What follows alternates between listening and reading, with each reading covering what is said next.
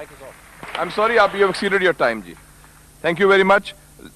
The last speaker for this discussion on national integration, Sayyid Adnan Kakakhail Sahib, seat number 93, Jamiatul Ulum Islamia, Banori Town, Karachi se ताल्लुक है इनका. Jamia उलूमुल Islamia Binori town Karachi. मेरे साथियों ने कल भी इस मौजू के ऊपर बहुत अच्छी बातें की. आज कोशिश करूंगा उन्हीं बातों की रोशनी में इसको बिल्कुल मुख्तसर अंदाज में पेश करूं. इसमें दो राय नहीं है कि हमारा सबसे बड़ा बहरान नज़रियाती यकजहती, फ़िक्री वहदत और इत्तेहाद व इत्तेफाक से महरूमी है. मगर सोचने की बात यह है कि ये महरूमी 58 साल गुजरने के बावजूद अभी तक क्यों है. उसकी वजह यह है कि वो जो बुनियादी प्लेटफॉर्म दिया गया था कि पाकिस्तान का मतलब क्या, ला इलाहा इल्लल्लाह, उस पर कन्फ्यूजन्स पैदा कर दी गई. एक सोचे समझे मंसूबे के तहत अभी तक पूछा जा रहा है कि पाकिस्तान क्यों बनाया गया था, कायद का विजन क्या था. क्या ये चीज़ें बहुत क्लियर नहीं हैं? और क्या इस सवाल का जवाब मैं या आप दे सकते हैं या वो नस्ल दे सकती है जिसने तख्लीक पाकिस्तान के खाके में अपने खून से रंग भरा था. ये उनकी रूहों के साथ मजाक है, ये उनकी रूहों के साथ मजाक है, ये उनकी कुर्बानियों का मजाक है कि जी आप तो कट मरे, हमें समझ ही ना आया कि आपका मसला क्या था. हमारा दूसरा बड़ा मसला अमन व अमान की दिगरगूं सूरत हाल है और बदकिस्मती से इसको बाज़ औक़ात कहा जाता है कि इस्लाम ज़िम्मेदार है. हालांकि कुरान का मुताला बताता है कि सबसे ज़्यादा इस्लाम अमन व अमान के ऊपर ज़ोर देता है. इब्राहीम अलैहिस्सलाम की दुआ तो ज़रा देखिए. मईशत की बात बाद में करते हैं, इकॉनमी की बात बाद में करते हैं, पहले अमन की बात करते हैं. फरमाते हैं रब्बि जअल हाज़ल बलद आमिना, इलाही मेरी इस बस्ती को अमन का गहवारा बना दे. फिर फरमाते हैं वर्ज़ुक़ अहलहू मिनस समरात, इसमें रहने वालों को इनकी मईशत भी ठीक कर दीजिए. और अल्लाह ताला भी जब अपने इनामात गिनवाते हैं तो फरमाते हैं इब्राहीम सलाम को कि वइज़ जअलनल बैत मसाबतन लिन्नासि व अमना, हमने आपको एक ऐसी जगह बसाया जिसको बार बार आने की जगह और अमन का गहवारा बनाया. ये तो बात बिल्कुल वाज़ेह है. मसला ये है हमारा अमन व अमान तबाह क्यों हुआ, हमारा नौजवान किस तरह दहशतगर्दों का आला बना और हम रोज़ बरोज़ लाकानूनियत की दलदल में क्यों धंसे जा रहे हैं. जनाब सदर, नोट करने की बात है कि ये सबक उसको किसी मजहब ने नहीं सिखाया, ये सबक उसको किसी दीन ने नहीं बताया. ये तबकाती तफरीक, इस्तेहसाली निज़ाम, टैलेंट की बेकदरी, तालीमी ढांचे का खोखलापन, बेइंतहा करप्शन और इख्तियारात के नाजायज़ इस्तेमाल वो खौफनाक मसाइल हैं जो नौजवान को इस तरफ लेकर गए हैं. आप ये मसाइल हल कर दीजिए, आप ये मसाइल हल कर दीजिए, फिर देखिए ये नौजवान दहशतगर्द है या अमन पसंद है. हमारा तीसरा सबसे बड़ा मसला जो इस वक्त बहुत अहमियत का हामिल है, जमहूरी रिवायात का फुक़दान है. हम अभी तक हकीकी जमहूरी कल्चर और अवामी मैंडेट के एहतराम के माहौल को पैदा करने में नाकाम रहे हैं. टूटती बनती असम्बलियों, इंतखाबी धांधलियों और जनाब सदर अहम कौमी मसाइल में पार्लियामेंट को बाईपास करने की रिवायात ने अवाम का एतमाद मौजूदा पॉलिटिकल सिस्टम से उठा दिया है. इसके लिए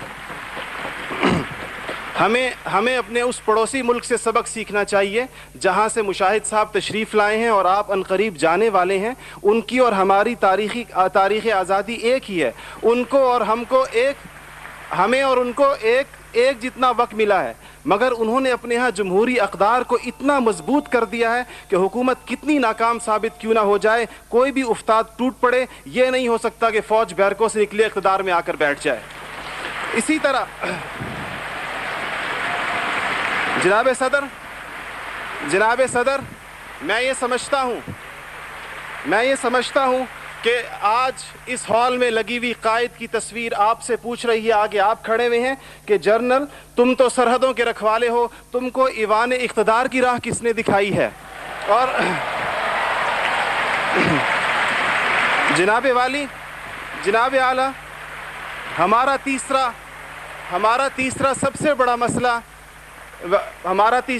बड़ा मसला एलीट क्लास इकॉनमी है.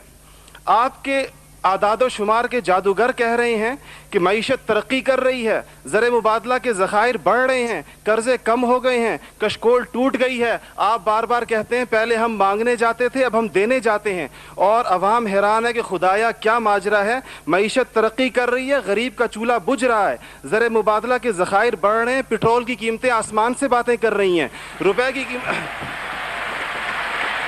रुपए की कीमत डी वैल्यू होते होते कहाँ आ खड़ी हुई है। और इसके बाद एक और बात जनाब सदर, आपने कहा कि बसंत मनाने से कुछ नहीं होता। इस्लाम तफरीह से हरगिज़ मना नहीं करता, बल्कि सेहतमंद तफरीह की हौसला अफजाई करता है। मगर खुदारा महरूमों लाचारों की आरजुओं के मज़ार पर धमा चौकड़ी ना मचाई जाए।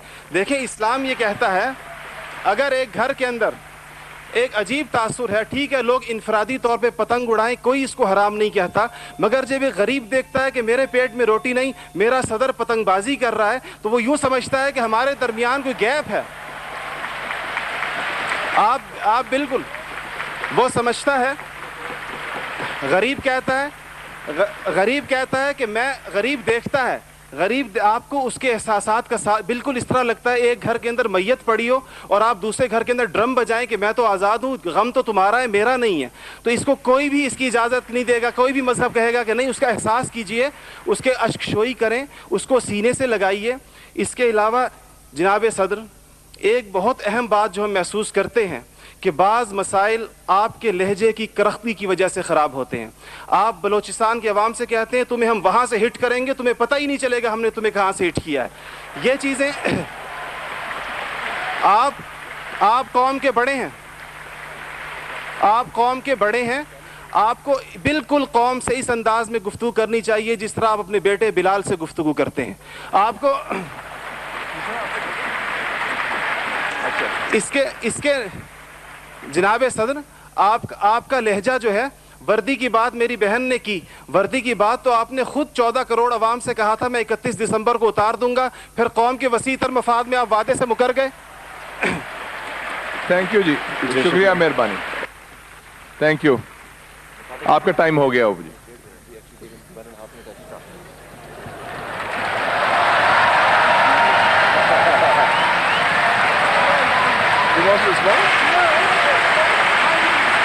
रिस्पॉन्ड करें तो